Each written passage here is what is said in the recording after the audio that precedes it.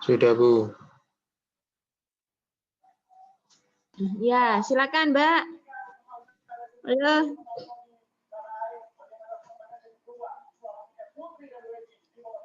Ini pusat agen ya, Mbak Cherry. Mbak siapa ya, Cherry ya? Clarissa ya? Ya. Tolong diterangkan.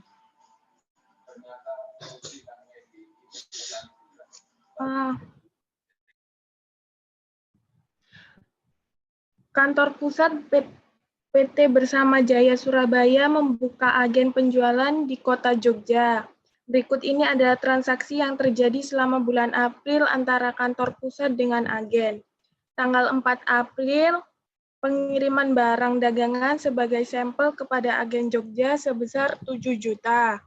Jurnalnya, persediaan sampel agen Jogja di debit dan pengiriman barang dagangan kepada agen Jogja di kredit sebesar 7 juta.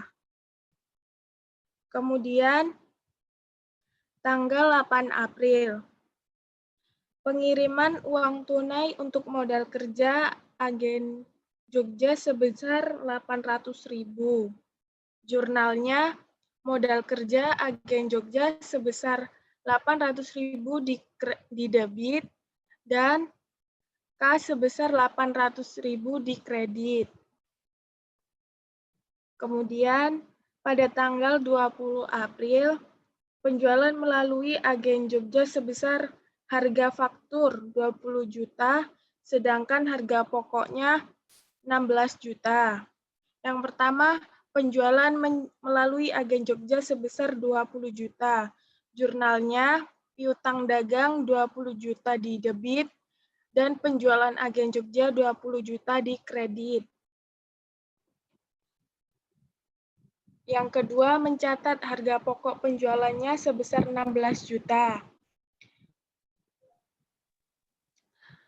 Jurnalnya, HPP agen Jogja sebesar 16 juta di debit dan persediaan barang 16 juta di kredit. Selanjutnya pada tanggal 25 April, agen Jogja mengeluarkan biaya promosi sebesar 280.000 dan biaya penyimpanan 95.000 serta biaya lain-lain sebesar 275.500. Pengeluaran kas oleh agen Jogja. Keterangannya, pengeluaran kas oleh agen Jogja berupa biaya promosi, penyimpanan, dan lain-lain. Jurnalnya, biaya promosi agen Jogja sebesar 280.000, kemudian biaya penyimpanan agen Jogja sebesar 95.000, biaya lain-lain agen Jogja 275.500 di debit, dan kas sebesar 650.000 di kredit.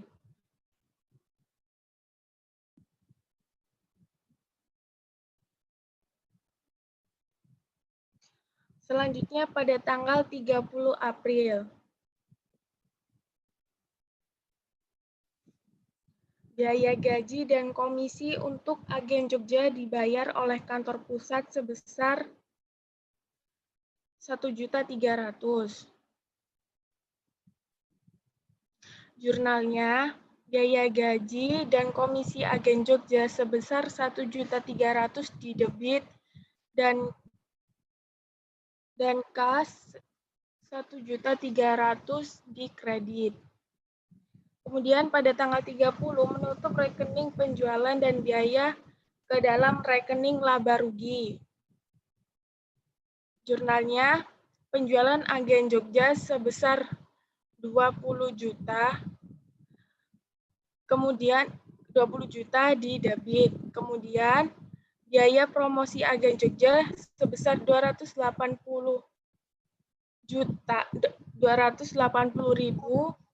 di kredit, dan biaya penyimpanan agen Jogja 95.000 di kredit, biaya lain-lain agen Jogja sebesar 275.500 dikredit, dan biaya gaji dan komisi agen Jogja sebesar 1.300.000 dikredit. HPP agen Jogja sebesar 16 juta dikredit. Laba agen Jogja sebesar 2.050.000 dikredit.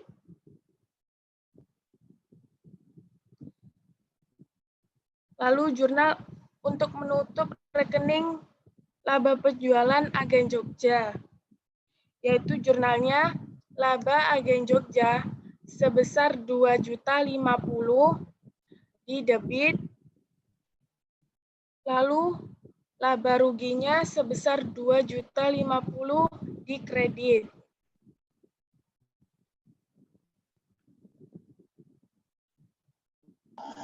Oke. Itu tadi metode ini dicatat secara terpisah ya, Mbak ya? Iya, Bu. Ya, coba saya lihat kalau metode laba rugi dicatat tidak terpisah. Sudah? Ada di bawahnya?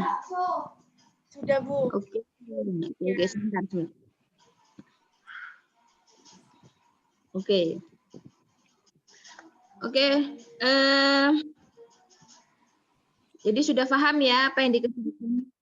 Ada yang ingin ditanyakan sebelum saya lanjut? Ya, betul ini pekerjaannya.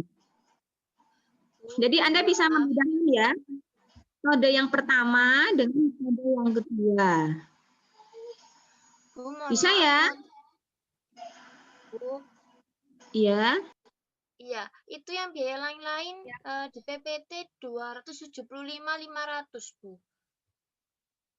Kurang 500. Silakan ditambahi sendiri ya. Iya, Bu. Ya. Oke, kalau dari sini sudah paham, saya bisa lanjut menerangkan akuntansi untuk pusat dan cabang. Mbak, tolong di stop share biar Mas Reza meng-share materi berikutnya ya Mas Reza ya. Biar enggak usah pindah ya. Iya, Bu. Mas Reza. Bentar, Bu. Ya. Untuk akuntansi pusat dan cabang. Ya, sebentar, Bu.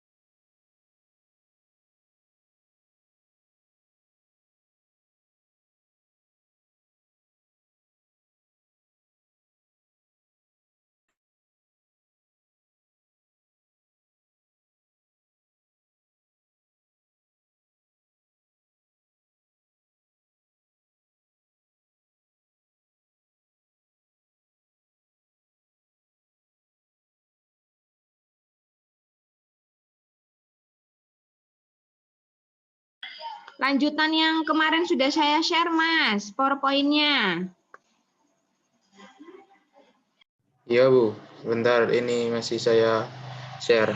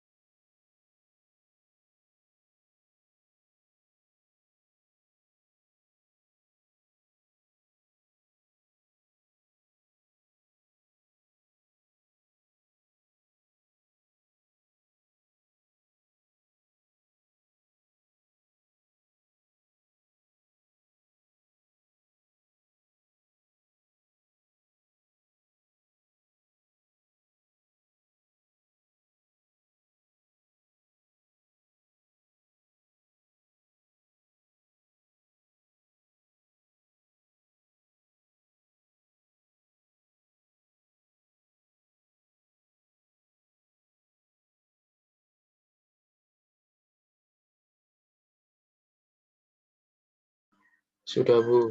Ya, Mas, nanti, Mas. Bukan. Sebelumnya ini, Mas. Tadi Oh, iya, saya Bu. ada lihat itu. Akuntansi untuk pusat dan cabang. Akuntansi untuk pusat dan cabang. Terus sebelumnya lagi. Nah, ini. Oke. Coba diperhatikan ya. Berbeda dengan agen cabang yang mempunyai otonomi dalam hal penyelenggaraan pembukuan, cabang itu dapat membeli sendiri barang dagangan dari pihak ketiga untuk memenuhi kebutuhan permintaan barang dagangan yang tidak bisa dipenuhi oleh kantor pusat. Nah, yang kemarin pada saat saya menerangkan, agen itu kan tidak boleh. Ketika ada pesanan, agen meminta dari pusat. Semuanya sifatnya sentralisasi. Kalau pusat agen, ya.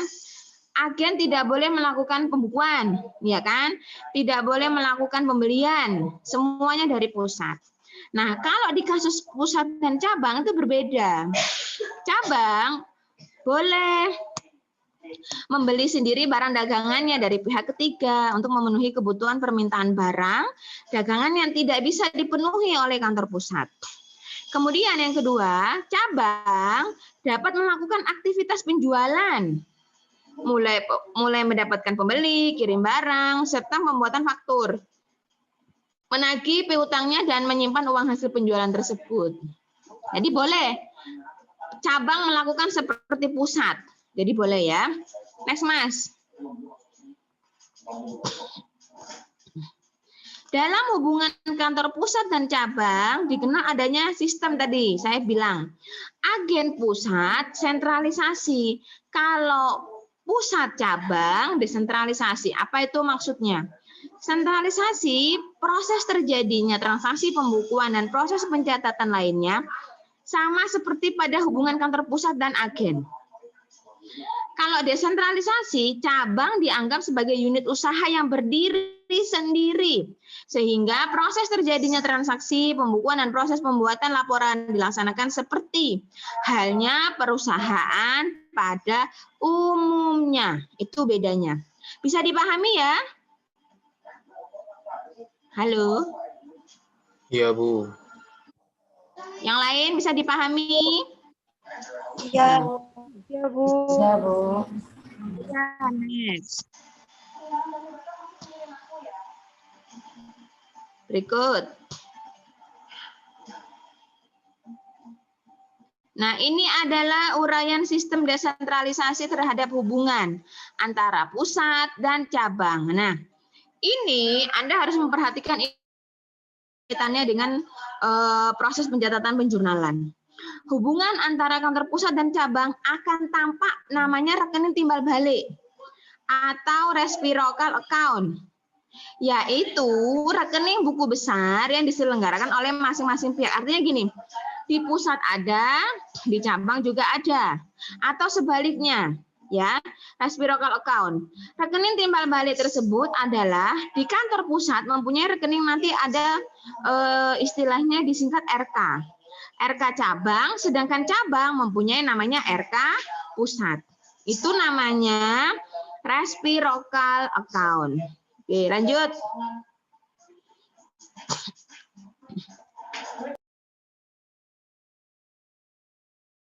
Nah, ini adalah fungsi dari RK kantor cabang yang ada di pusat. Nanti di slide berikutnya, fungsi dari RK kantor pusat yang ada di cabang. Kalau Anda baca debit, itu mencatat apa? Kredit, kayaknya bingung ya? Ya, ini kan seperti harus menghafal ini. Ya kan? Nah, nanti dipahami ketika ada case, ada kasus. Jadi seperti contoh di debit. Mencatat pengiriman uang atau pengiriman barang atau dropping ke kantor cabang, itu di debit. Ini kan seperti menghafal ini. Ini RK cabang yang ada di pusat. Kredit juga gitu. Mencatat pengiriman uang dari kantor cabang. Oke, Mas. Berikutnya, Mas.